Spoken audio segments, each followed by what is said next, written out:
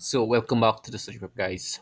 Business. We'll be looking at conglomerates today for this video, and this is a group of unrelated companies. Example: a restaurant, shoe store, a travel agency, etc. under one umbrella. A parent company owns a controlling stake, which company which conducts business separately.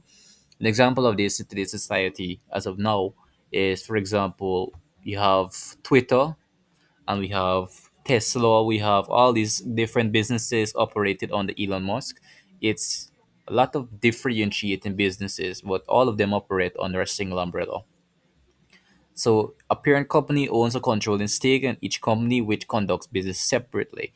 So even if they are differentiating businesses, conglomerates um, earn a lot of finance. The amount of money that they could actually obtain is by far greater than a private company.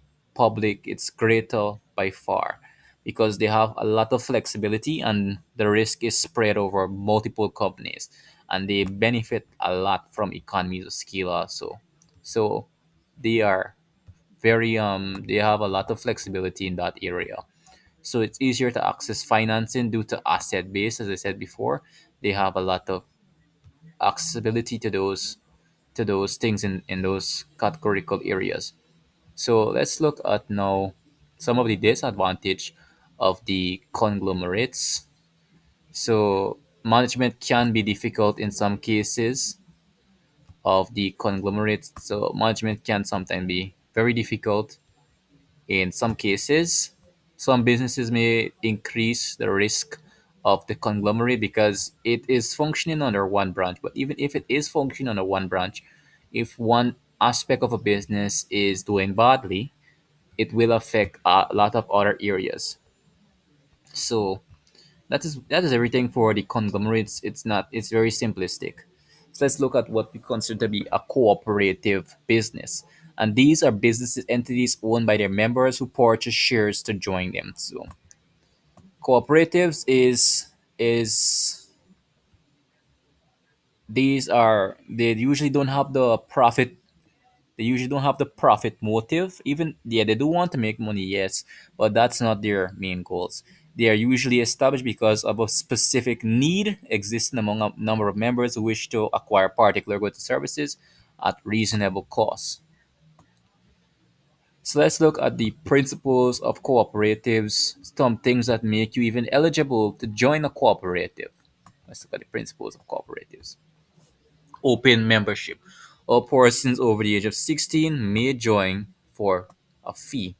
So, a democratic controls governed by its own members who attend a general meeting where members are like a committee to run the upper cooperative. So, it's joined by people coming together, putting resources together to meet a particular need or want. Let's look at limited interest on capital invested, low interest rate for members, meaning that they don't have to pay a lot for goods and services. And fourth, distribution of surplus. Surplus are distributed among members fairly, plowed back into business, expand and sometimes for healthcare or education. Let's look at the different types of cooperatives. Now, as it relates to the business, there's consumer cooperatives, producer cooperatives, financial cooperatives, services cooperatives, and even worker cooperatives. So, for example, members of credit union purchase shares in these entities in order to obtain loans at low interest rates. There are several types of cooperative, for example, retail/consumer cooperatives and purchaser cooperative. Shares invested in a retail cooperative are used to buy goods in bulk at a very low cost and then resold to members.